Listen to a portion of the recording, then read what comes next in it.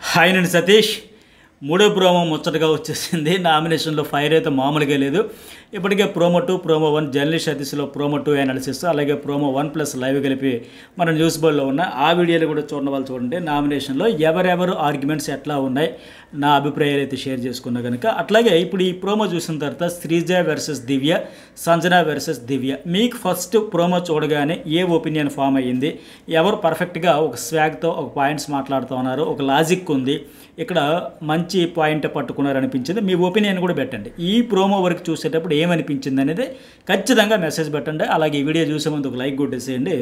Journalist Satish and news board 2 channels కూడా subscribe చేసుకుంటే వెంటనే అప్లోడ్ చేసిన వెంటనే మీకు నోటిఫికేషన్ అయితే వస్తాయి. సరే, ఇక దివ్య వైల్డ్ కార్డు రాకూడదని బలంగా కోరుకున్న వాళ్ళు ఎవరంటే, వైల్డ్ కార్డుగా నలుగురు వచ్చేటప్పుడు రీతు చౌదరి, సంజన. ఆమె స్ట్రాంగ్ ఉందని కావచ్చు, లేకపోతే మిగతా వాళ్ళు వస్తే అబ్బాయిలు ఇద్దరు నాగా ఇంకెవరు షాకీబ్ వస్తే బాగుంటుందని చాలా స్ట్రాంగ్గా కోరుకున్నది. క్యాంపెయినింగ్ చేసింది కూడా, మేనిఫెస్టో చేసింది కూడా వీళ్ళిద్దరే. సో వాళ్ళకి రివర్స్లో బిగ్ బాస్ ఏంటంటే దివ్యనే పంపించాడు. పైగా వచ్చిన వెంటనే సంజనాయే ఒక ర్యాగింగ్ మొదలుపెట్టేసింది.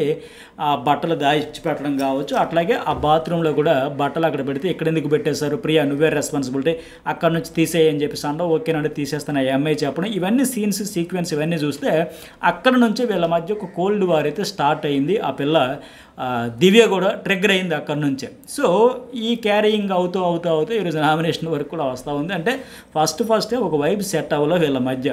ఇప్పుడు ఇంకోటి ఏంటంటే మెయిన్ ఇక్కడ ట్రిగ్గర్ అయింది, నిన్న దివ్య ఒక పనిష్మెంట్ కావాలి అని డిమాండ్ చేయడంలో ఆవిడకి రైట్ ఉంది. ఎందుకంటే తన బట్టలు తీసుకెళ్ళి వీకెండ్ డ్రెస్తో కలిపి అన్ని బట్టలు తీసుకెళ్ళి అక్కడ పెట్టేస్తారు కనుక ఆవిడకైతే రైట్ ఉంది. సో పనిష్మెంట్ కావాలి, ఇవ్వాలి. ఇద్దరు కెప్టెన్లో, పాత కెప్టెన్ అలాగే కొత్త కెప్టెన్ ఇద్దరు కూడా నాకు హామీ ఇచ్చారు కనుక నాకు పంపించాల్సింది, ఏదో ఒక పనిష్మెంట్ ఇవ్వాల్సింది ఆవిడ కోరే హక్కు అయితే ఆవిడకి ఉంది.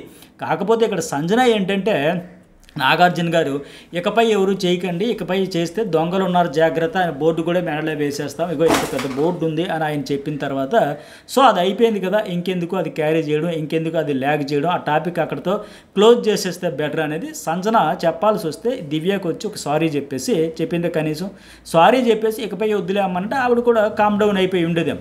ఒక సారీ చెప్పకుండా అక్కడ అయిపోయింది కదా, ఇంకెందుకు మీరు కంటిన్యూ చేస్తున్నారు, నాగార్జున గారు కన్క్లూజన్ ఇచ్చేస్తారు కదా అంటే, ఈ అమ్మాయి పర్సనల్గా హట్ అయినప్పుడు ఇద్దరు కెప్టెన్లు అంతకుముందు మాట ఇచ్చినప్పుడు ఖచ్చితంగా ఆవిడ అడుగుతుంది. ఆవిడ రైట్ని కాదు అనే రైట్ ఈవిడికి లేదు కదా. సో ఆవిడ ఏంటంటే ఫస్ట్ వీళ్ళిద్దరూ నాకు హామీ ఇచ్చారు కనుక నాగార్జున గారి దృష్టికి నేను తీసుకెళ్ళదు అనేది ఆవిడ కూడా లైవ్లో ఆ రోజు మనకు చెప్పింది, మనం చూసాం. అట్లాగే మెయిన్ ఏంటంటే సంజన ఆ ఇష్యూ మీరు క్లియర్ చేసుకోవాల్సి వస్తే ఆ టాపిక్ మీద ఇంకా పనిష్మెంట్లు అవసరం లేదు అనుకునేటప్పుడు బోర్డు వేస్తామన్నారు కదమ్మా, సర్లే అయింది, గతం అయిపోయింది, ఇకపై చేస్తే సరే చేద్దాం అని లెక్క కనీసం చెప్పేసి ఉంటుంటే బాగుండేది. చెప్పకపోవడం వల్ల ఆవిడ అడుగుతూ ఉంటుంది. ఆవిడకి ఆ రైట్ లేదు అనడం అయితే కరెక్ట్ కాదు.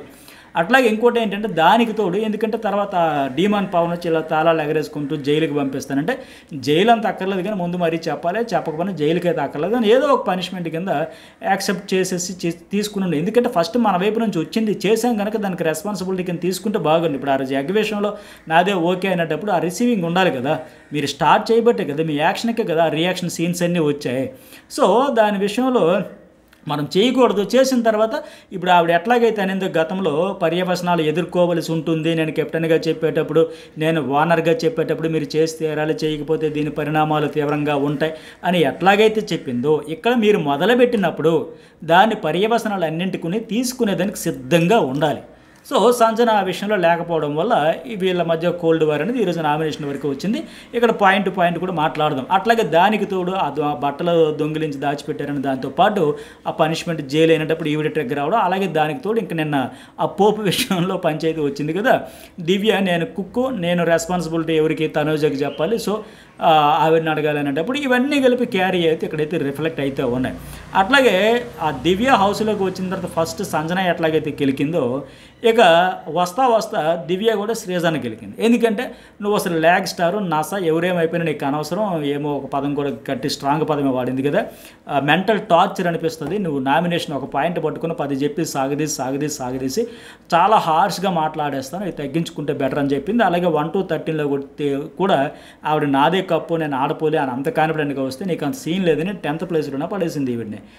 10th ప్లేస్లో ఎంత పెట్టేసరికి మొత్తం అసలు నీ ఆటే బిస్కెట్ అస్సేం వెళ్ళిపోయింది, నీకు అంత సీన్ లేదని మొత్తం తీసిపడేయడంతో ఇదేంటి నాకు గాలి మొత్తం తీసి పడేసింది అలా ఆవిడ కూడా ట్రిగ్గర్ అయిపోయి ఉంది. సో మనం కామన్ మ్యాన్ కేటగిరీలో వచ్చి ఫసక్ అయిపోయింది కనుక మన ఆట ఇప్పుడు నేను డేంజర్ జోన్లో ఉంటాను. ఎందుకంటే కామన్ మ్యాన్ కేటగిరీలో వచ్చిన వాళ్ళకి ఎవరికి కూడా పాజిటివ్ ఫీడ్బ్యాక్ వీకెండ్లో కావచ్చు, ఆడియన్స్ నుంచి కావచ్చు, నాగార్జున నుంచి కావచ్చు, ఇలా వచ్చిన ఈ వైల్డ్ కార్డ్ నుంచి కావచ్చు, ఏ ఒక్కరు కూడా పాజిటివ్ ఫీడ్బ్యాక్ రాలే. అందుకు తగ్గట్టుగానే వీళ్ళు అనేక పదాలు విన్నారు. ఆ ఆడియన్స్ చెప్పేటప్పుడు కానీ, నాగార్జున చెప్పేటప్పుడు కానీ, దానికి తగ్గట్టుగానే మనీష్ మర్యాద అవుట్ అయిపోవడం, ప్రియా శెట్టి వీళ్ళిద్దరు కాంబినేషన్ కంప్లీట్గా డిజాస్టర్కే నెంబర్ 1 అని చెప్పేసి కూడా అర్థమైపోయింది. తను కూడా వెళ్ళిపోయింది కనుక ఇప్పుడు శ్రీజలో భయం స్టార్ట్ అయ్యింది. సో ఇక్కడ ఇంకొకటి ఏంటంటే కావాలంటే మనం ఇవాళ అవుట్ అయిపోతామో, నిన్నటి నుంచి ఆవిడ ఏంటంటే ఈ అమ్మాయి ఇప్పుడే వచ్చింది కనుక ఈవిని ఎలాగైనా అడ్డు పెట్టుకోవాలనే మాదిరిగా చూస్తుంది. అయితే ఇక్కడికి అసలు ట్విస్ట్ ఇంకొకటి కూడా ఏంటంటే శ్రీజ, సంజన టీంలో భరణి కూడా ఉన్నాడు. వీళ్ళ ముగ్గురు ఒక టీం కనుక నిన్న వాస్తవానికి ఏంటి ఇప్పుడు భరణికి చాలా ఇబ్బందికర పరిస్థితి వస్తుంది ఇక్కడ నామినేషన్ చేసేటప్పుడు కూడా. ఎందుకంటే నిన్న ఆమె ప్లాంక్స్ ఇవ్వనందుకు సారీ దివ్య అని కూడా చాలా బాధపడుతూ నాకు గిల్ట్ ఫీలింగ్ కూడా ఉంది అని చెప్పుకుంటూ మదనపడ్డాడు ఆయన. ఎందుకంటే అందరూ నన్ను హౌస్లో వ్యతిరేకించే దశలో ఆ సమయంలో నేనేదో ఫేక్ ఆడేస్తాను, నేనేదో ఫిల్టర్ పెట్టేసి ఆడేస్తాను, నేను ఫెయిర్గా లేను, నేను అబద్ధాలు ఆడేస్తాను, మోసాలు నన్ను ఒక నమ్మక ద్రోహులకు అందరూ చూసే టైంలో మీరు హౌస్లోకి వచ్చి నా గురించి చాలా పాజిటివ్గా చెప్పి ఫస్ట్ ప్లేస్లో పెట్టి నాకు కాంపిటీషన్ మీరే అని చెప్పి చాలా బూస్టప్ ఇచ్చారు. నాకు చాలా ఎనర్జీ వచ్చింది. సో అలాంటి దశలో మీకు ఖచ్చితంగా నిన్న ప్లాంక్స్ అయినా ఇవ్వచ్చు, ఇవన్నీ చెప్పుకొచ్చి ఆయన గిల్ట్ ఫీల్ అవుతున్నాడని కూడా చెప్పాడు. కాకపోతే అక్కడ తనూజ ఉంది కనుక ఆ అమ్మాయికి నాకు ఒక బాండ్ ఉంది, అట్లాగే నేను తన వల్ల మా కోఆర్డినేషన్ వల్ల టాస్క్ ఫెయిల్ అయ్యాం కనుక ఆవిడ మళ్ళీ ఏడుస్తుంది, ఎమోషన్ అయిపోతుంది. అలాగే ఇవ్వాల్సి వచ్చింది. ఏదంటే ఏదో బ్రహ్మానంద సినిమాలో మన్మధుడు అనుకుంటే కదా, ముందు ఆవిడ ప్రేమించింది, నేను తర్వాత ప్రేమించబడాల్సి వచ్చింది అని మాదిరిగా. సో ఆ టాస్క్లో ఓడిపోయిన తర్వాత నేను ఇవ్వాల్సి వచ్చింది, ఇవ్వాలని మనస్ఫూర్తిగా లేకపోయినా రామురాధుడితో కూడా అదే విషయం చెప్పాడు. సో అట్లా ఎందుకన్నా మీకు అంత బాండింగ్ అంటే ఏం చేస్తారు మరి, నాన్న అని పిలిచిన తర్వాత తప్పదు కదా, బాండ్ అయితే ఉంది కదా, ఆ ఎమోషన్కి నేను అయిపోతున్నాను అంటే మరి అట్నుంచి నీకు అంత ఉండదు కదా అంటే నాకు తెలుసు ఆ విషయం, కానీ తప్పదని మాదిరిగా ఇవ్వాల్సి వచ్చిందని అంతకుంటూ చెప్పుకుంటూ వచ్చాడు. సో ఇక్కడ తనూజకి ఇచ్చాడు. మరి ఇక్కడికి వచ్చేసరికి క్లియర్గా ఏంటంటే అలాగే తనూజ కూడా చెప్పింది దివ్యకి ఏమని, భరణి నువ్వు దివ్యతో వచ్చి తనుజ కూడా చెప్పింది భరణి గారికి రాగానే నీకు ఇవ్వలేకపోయినందుకు చాలా ఫీల్ అయ్యారు, పైగా ఆ అమ్మాయి ఏంటి దివ్య కొత్త అమ్మాయి మనకు రాగానే ఒక పాజిటివ్గా కనెక్ట్ అయిపోతుందని కూడా చెప్పారు, నీకు హెల్ప్ చేయలేకపోయినందుకు చాలా బాధపడ్డారు నాన్న అంటే ఆ అమ్మాయి కూడా చెప్పింది. సో ఇలాంటి నేపథ్యంలో భరణి దివ్యాని సేవ్ చేయాలి, నామినేట్ చేయకూడదు, ఫస్ట్ వారం వచ్చింది కదా ఒక అవకాశం ఇవ్వాలని అనుకుంటాడు. కానీ అతనికి ఆప్షన్ కూడా లేదు అక్కడ. ఏంటంటే తన టీంలో ఉండే వాళ్ళలో శ్రీజాకి, సంజనాకి, అక్కడ ఉండే వాళ్ళు నామినేషన్లో ఉండే వాళ్ళు ఈ అమ్మాయి ఫస్ట్ టార్గెట్, మెయిన్ టార్గెట్ అవుతుంది. పైగా అక్కడ ఏంటి తనూజ మొత్తంగా ఆప్షన్ చూసుకుంటే తనూజకి ఇమ్యూనిటీ ఉంది, రీతు చౌదరికి ఆల్రెడీ నామినేట్ అయిపోయింది, అట్లాగే కెప్టెన్ పవన్కి ఇమ్యూనిటీ ఉంది, సుమన్ ఉంది. అంటే తనూజ, సుమను అట్లాగే డిమాన్ పవన్ వీళ్ళ ముగ్గురికి ఆప్షన్ లేదు, ఇమ్యూనిటీ ఉంది వాళ్ళ ముగ్గురికి. వాళ్ళని తీసేస్తే మిగిలిన 7గురిలో అప్పటికే నామినేట్ అయిపోయిన వాళ్ళలో రీతు చౌదరి మెడలో బోర్డు పడింది, నామినేట్ అయిపోయింది, హరీష్ నామినేట్ అయిపోయాడు, ఫ్లోరా కూడా, వీళ్ళ ముగ్గురు నామినేట్ అయిపోయారు. ఇక నామినేషన్ కాకుండా మెడలో బోర్డులు పడకుండా మిగిలిన వాళ్ళలోనే వీళ్ళకి ముగ్గురికి ఆప్షన్ ఉంది, శ్రీజ, భరణి అండ్ సంజన టీంకి. మరి ఎదురుగా ఉన్నది ఎవరు, దివ్య, అలాగే కళ్యాణ్, అలాగే ఎమ్మెన్యల్, రాము రాథోడ్. ఖచ్చితంగా ఎమ్మెన్యల్తో వీళ్ళందరికీ ఫ్రెండ్షిప్ ఉంది కనుక ముగ్గురు కూడా ఖచ్చితంగా ఆయనకైతే నామినేట్ చేయాలనుకుని ఆయనలో పాయింట్లు కూడా వీళ్ళకి కనబడవు, లేవు కూడా. ఇక రాము రాథోడ్ అంటే ఖచ్చితంగా భరణి కూడా వద్దంటాడు, అట్లాగే శ్రీజ కూడా రాముకి శ్రీజకి పెద్ద పంచాయతీలు లొల్లి లేవు, ఇక కళ్యాణ్తో కూడా లేవు. సో ఇక చేయాల్సి వస్తే ఎవరికి చేస్తారు, శ్రీజకి కళ్యాణ్కి ఎటు ఫ్రెండ్స్ అయ్యి టాస్క్ ముందు కూడా చక్కగా మాట్లాడుతున్నారు, ఫస్ట్ నుంచి ఫ్రెండ్స్ అయ్యారు అగ్ని పరీక్ష నుంచి. సో శ్రీజ అటు వెళ్తే, అట్లాగే ఈ అమ్మాయి సంజన గారికి కూడా కళ్యాణ్తో పెద్దగా ఇష్యూస్ లేవు, ఎమ్మెన్యేల జోలికి పోరు, రాము రాథోడ్తో వెళ్ళాలి. అయితే సో ఖచ్చితంగా ఇంకా మెయిన్ టార్గెట్ ఫోకస్ వాళ్ళ ముగ్గురితో బోర్డులు పడకుండా నామినేట్ కాకుండా ఉన్న కళ్యాణ్, ఎమ్మెన్యేల్, రాముతో పోల్చుకుంటే ఎక్కువగా ఈ దివ్య మీద వీళ్ళకైతే పాయింట్స్ ఉన్నాయి. సో ఖచ్చితంగా ఇంకా ఆప్షన్ కూడా లేదు కనుక అటే చేస్తారు. మరి భరణి అయితే ఏమైనా స్టాండ్ తీసుకున్నాడా, ఓపెన్ అయ్యాడా, మాట్లాడాడా లేదో కూడా చూడాలి.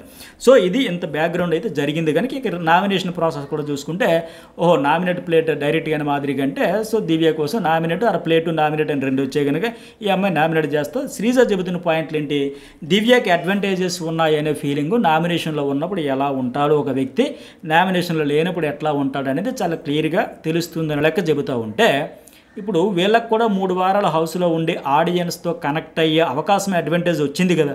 మీ ఆట మీద మీకు అంత నమ్మకం ఉంటుంటే, అంత భరోసా ఉంటుంటే, అంత పర్ఫెక్ట్గా ఆడామని ఉంటుంటే, ఇంకొక ఆమె నామినేషన్ తెచ్చి నాకు అడ్డపడాలి నిన్న పాయింట్. సో అక్కడ ఏమనింది, ఓహో అదే మెయిన్ పాయింట్. అంటే మిగతా వాళ్ళు 3 వారాలు ఆడారు, నిన్న ప్లాంక్స్ ఇచ్చేటప్పుడు కూడా ఏదైతే చెప్పింది ఇప్పుడు కూడా అదే చెబుతుంది శ్రీజ. మరి వాళ్ళకి అడ్వాంటేజ్ అయిపోతుంది, 3 వారాల నుంచి ఫేస్ చేసి వచ్చారంటే ఆల్రెడీ వాళ్ళు ప్రూవ్ చేసుకున్నారు, మీరు కూడా మరొకసారి ప్రూవ్ చేసుకుంటామని వెళ్ళొచ్చు కదా. మీకు 3 వారాలు దివ్య కంటే ముందే అవకాశం వచ్చింది కదా, ఆడియన్స్ దగ్గర మీరేంటో ప్రూవ్ చేసుకోండి, అంత అద్భుతంగా ఆడేమని నమ్మకం ఉండేటప్పుడు ఆ అమ్మాయి కూడా నామినేషన్లోకి వచ్చేసి ఉంటే నాకు సేఫ్ అవుద్ది, అదే మెయిన్ పాయింట్ అంటే అదే మెయిన్ పాయింట్ అని కూడా చెప్పారు కదా. అంటే దివ్య నిన్న కూడా క్వశ్చన్ చేసినట్టుగా వాళ్ళు ఆడారు, వాళ్ళు ప్రూవ్ చేసుకున్నానని కాదు, నేను కూడా నామినేషన్లోకి వస్తే నువ్వు కూడా వస్తే నీకు నేను ప్రొటెక్ట్ అవుతానని ఉద్దేశం, అది కదా మెయిన్ పాయింట్ అని అడిగితే అదే మెయిన్ పాయింట్. సో ఇక్కడ వాస్తవానికి శ్రీజకు కూడా ఏంటి అడ్వాంటేజ్ ఉంది కదా, అగ్ని పరీక్షలో ఆడి కనెక్ట్ అయ్యానో వచ్చాననే ఫీలింగ్ ఉండింది కదా. కప్పు నాదే, ఆడపులు నేనే, నీ టైటిల్ నాదే, బిందు మాధవ్ గారు మీరు కాదు నేనే, మీరు ఓటీటీ గెలిచారు కానీ నేను మెయిన్ బిగ్ బాస్ గెలిచేస్తా. సో అంత కాన్ఫిడెన్స్గా వచ్చి ఈరోజు ఎంత కాన్ఫిడెన్స్ లెవెల్స్ పోయాయంటే నువ్వు కూడా నామినేషన్లోకి వస్తే ఎస్ అది ఒక పాయింటే నాకు ప్రొటెక్ట్ అవుతుంది, అది కాదు కదా. ఆ కాన్ఫిడెన్స్ అంతా పోయింది. సో అగ్ని పరీక్షలో ఓట్లు వేసి సెలెక్ట్ చేసి పంపించారంటే నీ ఆట గురించి నీకు నమ్మకం లేకుండా పోయింది నాకు అర్థమవుతుంది. పైగా ఇప్పుడు దివ్య ఎట్టాగైతే 2 వారాలు ఆట చూసి వచ్చావని చెబుతా ఉందో 3 వారాలు, మరి ఈ అమ్మాయి కూడా 15 రోజులప్పుడు అగ్ని పరీక్షలో మన పర్ఫార్మెన్స్ ఏంటి, ఫీడ్బ్యాక్ ఏంటి అంతా తీసుకొని చూసుకొని అన్నీ చూసుకొని వెళ్ళింది కదా. మరి అది కూడా వీళ్ళకి అడ్వాంటేజే కదా. కాకపోతే ఇక్కడ దివ్య పర్ఫెక్ట్గా చెప్పింది. ప్రతిసారి రియాక్షన్ కోసం చూస్తారా, నాకైతే ఇంగిత జ్ఞానం ఉంది, బేసిక్గా ఉంది, నామినేషన్లో పెడితే ఏదో డిఫరెంట్గా బిహేవ్ చేస్తాను అనుకుంటున్నావేమో, అసలు నామినేషన్లో పెట్టకపోతే ఎలా బిహేవ్ చేస్తానో చూస్తావు, అసలు ఆ గురించి ఏమైనా చూసావా, కొత్తగా వచ్చింది చూసింది ఏముంది, నేను నామినేషన్ లేకపోతే ఎట్లాగుంటావు నువ్వేమైనా చూసావా, ఇది పర్ఫెక్ట్ పాయింట్, 100% ఫ్యాక్ట్. ఆవిడ గురించి చూడలే. కాకపోతే ఏంటంటే రాగానే ఆవిడని కొత్తగా వచ్చింది, ఆవిడని పెట్టేద్దాం టఫ్ ఫైట్ వస్తుంది లెక్క ఆ ట్రిగ్గర్ చేయడం వల్ల పెట్టేస్తున్నారు తప్ప ఆవిడైతే చాలా క్లారిటీతో ఒక స్వాగ్తో కాన్ఫిడెంట్గా చెబుతూ ఉంది, రెచ్చగొట్టడానికి కాదని శ్రీజ చెబుతూ ఉంది. కానీ మీరు అదే చేస్తున్నారు, రాగానే నా బట్టలు పెట్టేసి మా ఈఎంఐ కూడా దాచింది కదా సంజనతో పాటు, ఆవిడ ఎలా రియాక్ట్ అయిపోద్ది, వైల్డ్గా అవుతుందా, లేకపోతే అగ్రెసివ్ అవుతుందా, లేకపోతే ఎమోషనల్గా ఏడుస్తుందా, అయ్యో రాగానే ఇలా రియాక్ట్ అయిపోయి ఏంటి, చిన్న విషయాలు ఇంకా అసలైన ఆట ఉంది కదా.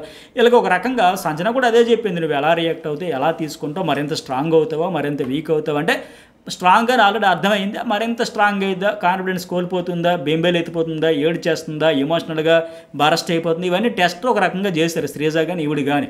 అయితే ఆవిడ మాత్రం మంచి అదే మీరు చేస్తున్నారు కదా వచ్చినప్పటి నుంచి అదే క్లారిటీ. అలాగే సంజన కూడా చెబుతుంది, మనుషులను బొమ్మల్లో ఎప్పుడు కావాలంటే అప్పుడు ఫుట్బాల్లో వాడేస్తున్నామంటే దివ్య కూడా థ్యాంక్స్, ఇది హ్యూజ్ కాంప్లిమెంట్, నేను 14 మందిని పప్పెట్స్లో ఆడుకుంటున్నాను అంటే గ్రేటే కదా. సో ఇంత ఈజీగా మీరు మ్యానిపులేట్ అయిపోతారంటే పర్ఫెక్ట్గా చెప్పింది కూడా అక్కడ కూడా. ఇప్పుడు ఆవిడ యాటిట్యూడ్ అక్కడ ఎట్లా ఉందంటే మీరు రాళ్ళు ఎన్నెన్న వెయ్యండి, ఆ రాళ్ళతో నేను ఇల్లు కట్టేస్తా పైకి వెళ్ళిపోతా అన్నట్టు ఉంది ఆ దివ్య కాన్ఫిడెన్స్ చూస్తే.